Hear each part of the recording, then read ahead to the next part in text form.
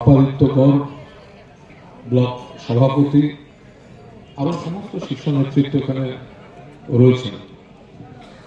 আমরা এখানে কেন এসেছি না, একটি সমবায় নির্বাচন, সেখানে নির্বাচনকে কেন্দ্র করে একটি গুরুত্বপূর্ণ বুথে, একটি গুরুত্বপূর্ণ সিটে সেখানে সম্মানের লড়াই ছিল। সেই সম্মানের লড়াইতে বিজেপির সমর্থিত প্রার্থীকে পরাজিত করে আমাদের এখানে অনিমেষ বাবু জিতে এসেছে। এবার বেশ কিছু আসনে জয় পরাজয় হয়েছে, আমরা জিতেছি, আবার আমরা হেরেওছি। যেখানে আমরা হেরেছি আমরা হার মাথা পেতে নিয়েছি, আর যেখানে ওরা জিতেছেন তারা আমাদের ব্লক সভাপতিকে এইভাবে নির্মম ভাবে মারল বিজেপির লোকেরা। বাপ্পা গুরুতর জখম ছিল, একাধিক ব্যক্তি জখম, এবং এটা চলছে, এই ঘটনাগুলো কিছুদিন ধরে চলছে। গ্রেফতারের নামে কেউ হয়তো আটক হয়েছে, কিন্তু আমাকে এখানকার নেতৃত্ব বাপ্পারা জানিয়েছেন যে আসল যারা দোষী তারা এখনো অনেকে গ্রেফতার হয়নি। যাদেরকে বলে দিচ্ছেন যে এরা মেরেছে, এরা মারের সঙ্গে জড়িত, তারা গ্রেফতার হয়নি।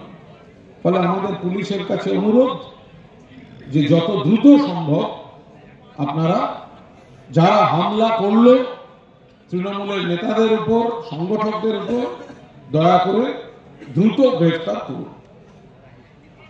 এবার আমরা হচ্ছি মেদিনীপুর, নন্দীগ্রাম, যাতায়াত ছিল, আছে, থাকবে। পঞ্চায়েতে যেভাবে আপনারা সুহাসিনী দিও এখানে সহ সভাধিপতি এখানে রয়েছেন, সামু রয়েছে এপাশে, সবাই মিলে জেলা পরিষদ আমরা আবার তৃণমূল পেয়েছি, একটা আক্ষেপ রয়ে গেছে।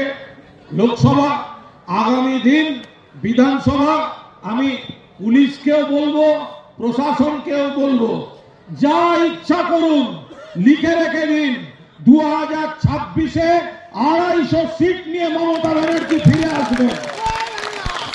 250 সিট নিয়ে মমতা ব্যানার্জি ফিরে আসবেন মুখ্যমন্ত্রী হয়ে।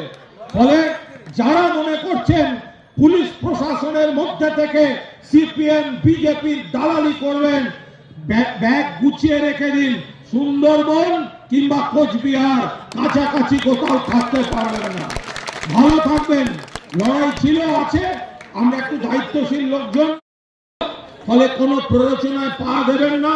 পুলিশের উপর আস্থা রাখবেন, পুলিশকে সম্মান দেবেন, কিন্তু পুলিশের মধ্যে যারা ঢুকে, সেই সিপিএম, সেই বিজেপি, 26 সালে শুধু বলে দেবেন ব্যাগ গুছিয়ে রাখুক। এখন যারা বাপ্পাকে যারা মারছে, তাদের যারা প্রোটেকশন দিচ্ছে, সুন্দরবনে বাঘ পাহারা দিতে পাঠাবো। যখন 250 সিট নিয়ে মমতা ব্যানার্জি আবার ফিরে আসবেন। জয় হিন্দ।